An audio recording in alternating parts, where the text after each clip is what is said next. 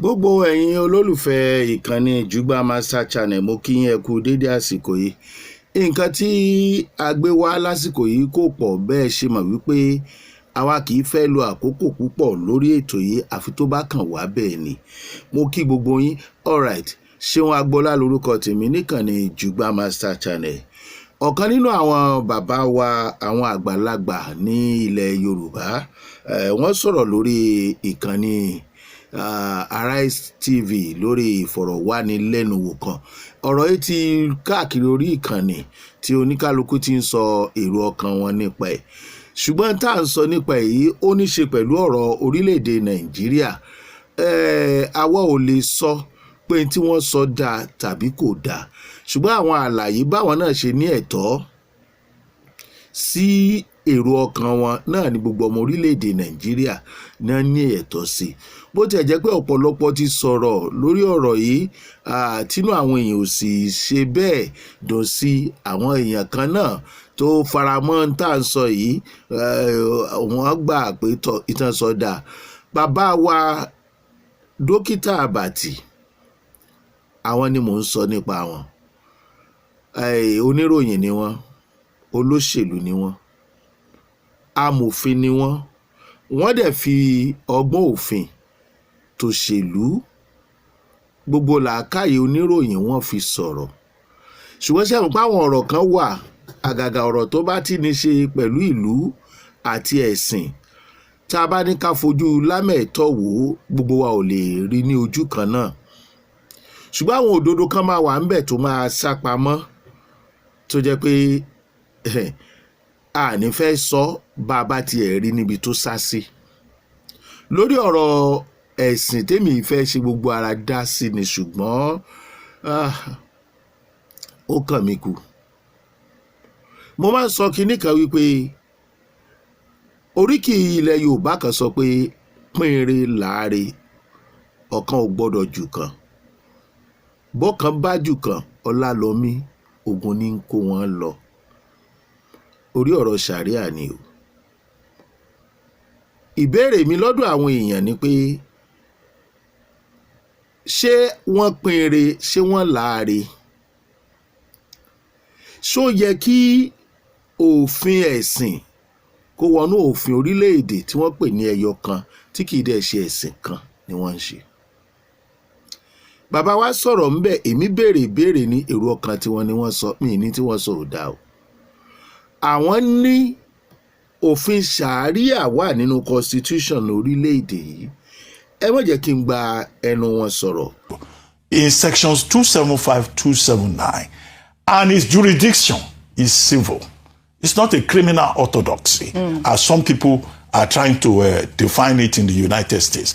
It means that the Sharia law can only apply to persons who have elected to be tried under the Sharia law. And we have Sharia Court of Appeal. We have in some of these states, where you have the Sharia. And in any case, it's a federal system. Yeah. Some states, that say, oh, we want to adopt this kind of system of law are allowed to do so. But that law should not apply to people who do not subscribe to it. So you cannot use Sharia law now to punish Christians. Yes, and I do not think that President Tinubu has the powers to unilaterally say, oh, you will declare Sharia law unconstitutional. In fact, that would be a prescription for chaos, all right, for conflict. All right. In fact, it will worsen the situation because persons from those 12 northern states and, religious leaders who since 1978 Constitutional Conference insisted on the Sharia being accommodated as a personal orthodoxy. Right. They will be the ones to now rise up in arms. So in trying to solve a problem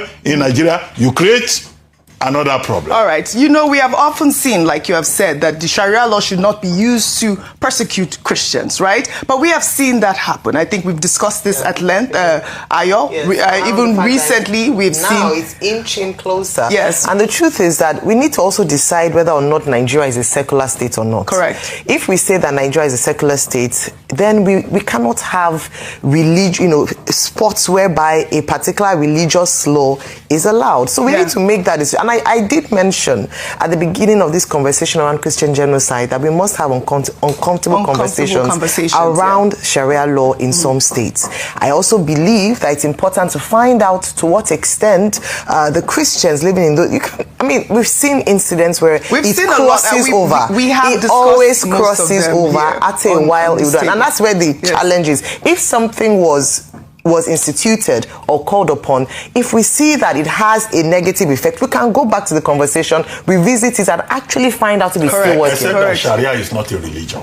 Sharia religious group. The Sharia court. The Constitution says there shall be no state religion. Correct. In any part. And there's no state of Nigeria where they say you must only be Muslims or you must only be Christians. Yeah, but the point she's making is that wọ́n ní Sharia law fún àwọn tó bá fẹ́ tó bá gbà ní tí wọ́n dẹ̀ ń ṣe ẹ̀sìn wọn, kì í ṣe fún ẹlẹ́sìn míì.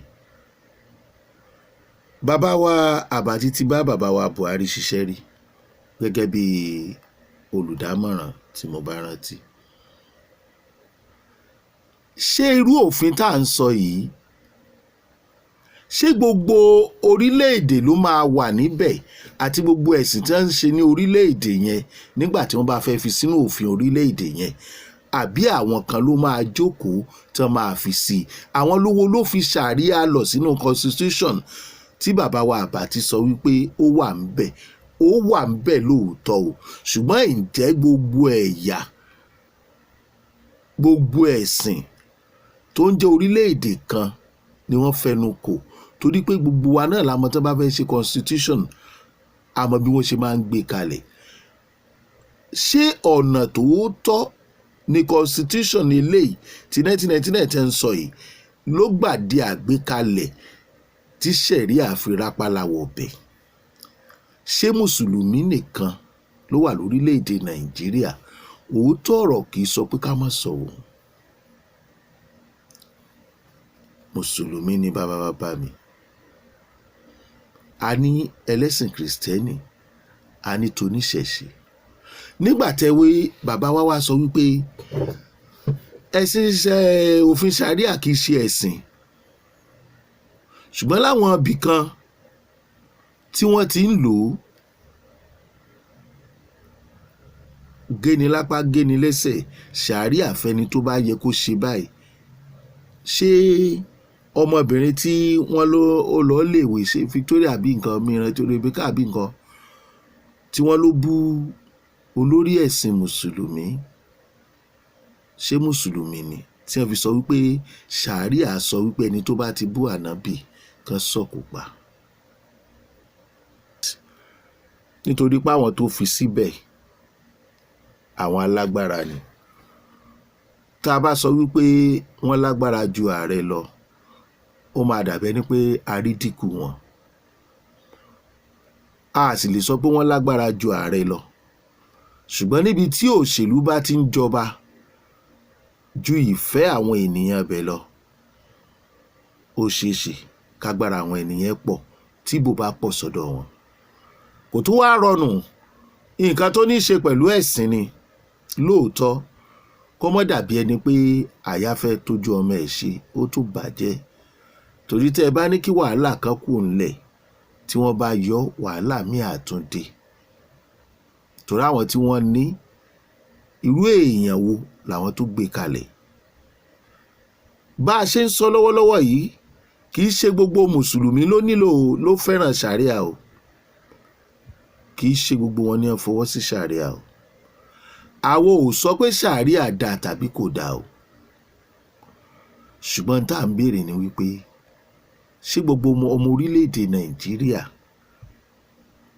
ló fọwọ́ sí? Ṣé àwọn ẹlẹ́sìn ìbílẹ̀ náà lè ṣòfin sínú constitution wa pé táwọn fẹ́ máa lò rèé? Ṣé ẹlẹ́sìn kìrìsìtẹ́nì náà lè ṣòfin kán pè ní Christian law, traditional law sínú constitution wa? Tá a bá rò òótọ́ ọ̀rọ̀ ẹja sọ, Sharia kì í ṣe ẹ̀sìn, ṣùgbọ́n inú ẹ̀sìn kan ló ti jáde, a sì pera wa ní ọ̀kan ṣoṣo. Ṣé ọ̀kan ni wá? ṣé bákan náà la ṣe ń tọ́ra wa? Ṣé agbára ọ̀pọ̀ síbì kan ju bì kan lọ? Bàbá wa Àbàtì, àwa ò sọ pé ní tẹ́ ẹ sọ dáa tàbí kò dáa. Àwa náà kàn ń ṣàlàyé bẹ́yìn náà ṣe ṣàlàyé ni. Sharia law. Níbo wá ní constitution wa fẹ́ wà? Ṣó yẹ ìlú tí òfin ẹ̀sìn bá ti ń wọnú constitution, àwọn tó lòfin yẹn wọn ò ní jẹ́ káwọn ìdòkú orí mímú. Àwọn tó lòfin yẹn wọ́n mọ̀ jẹ gàba. Dẹ̀ kí là ń bá lọ sínú ẹ̀sìn? Ẹ̀sìn wo lọ́lọ́run ń sìn? Ta lọ́lọ́run mọ̀, ta lọ́lọ́run ò mọ̀? Ta lọ́lọ́run ṣẹ̀dá, ta lọ́lọ́run ò ṣẹ̀dá? Ṣé dandan ni kí òfin mi wọnú òfin orílẹ̀-èdè yìí? Bàbá wa dókítà Àbàtì, àgbà yín ò dalẹ̀. Lẹ́yìn ọ̀rọ̀ tẹ́ ẹ sọ yìí, àwa náà mọ̀ pé ó lè di wàhálà tẹ́ máa ní wọ́n fẹ́ tún ṣe.